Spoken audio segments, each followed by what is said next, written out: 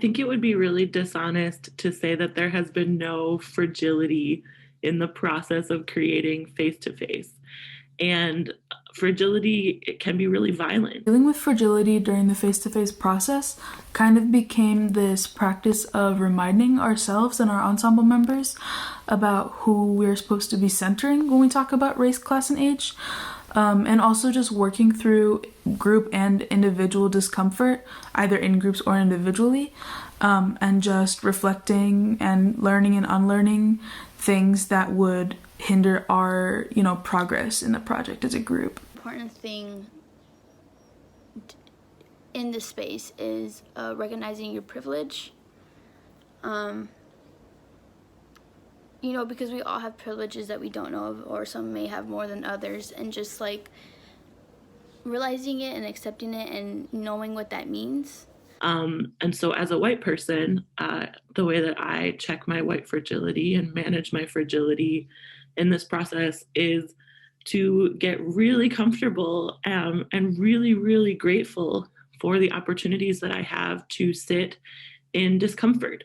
So that means that sometimes throughout this process, I have heard things that I've never heard before. I've understood things that I've never been able to understand before. And that's part of my rehumanizing process as a white person. We had a scene where we had designed it in a way that kind of explained trauma to white people and kind of made all that work that white people should be doing really easy for them. And we looked back at it months later and was like, wait, we need to not do that. We need to make it a space where white people can watch and not explain Black people and other people of color to explain their experiences to white people.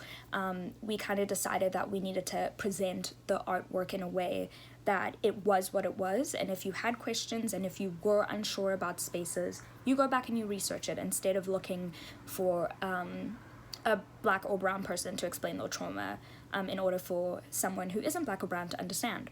And that was a really interesting conversation that we had to have. White fragility has come up multiple times in the face-to-face rehearsal, and we handle it by giving our support to the speaker, but we also acknowledge that we're not here to protect white people from feeling uncomfortable. Like when things need to be said, they need to be said, because the topics that we're dealing with and the real life experiences that we're dealing with, that we're handling, are like there's not room for fragility. On a group level, we had to deal with it by saying from the beginning that this wasn't a space that was going to center white feelings.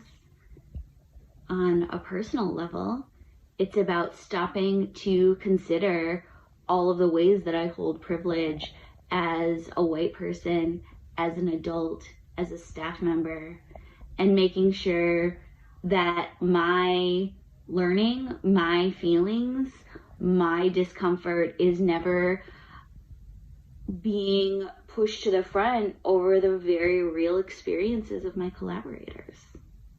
Whenever fragility showed up for myself, I had to go internally and ask myself what was bothering me and unpack it for myself.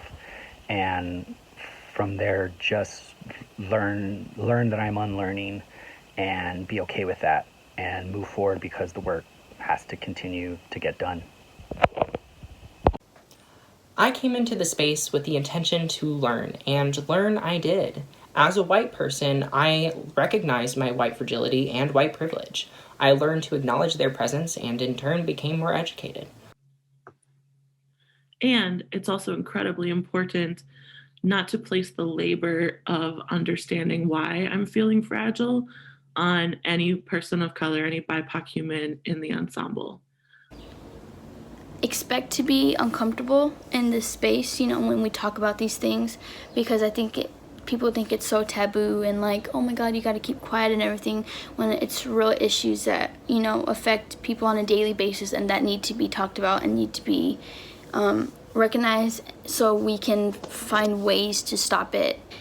It's a journey. It's a lifeline journey. And I think the more people who are aware about this and the more people who stand up and help make a change in the end, you know, there will be change eventually. So we just hope for that day.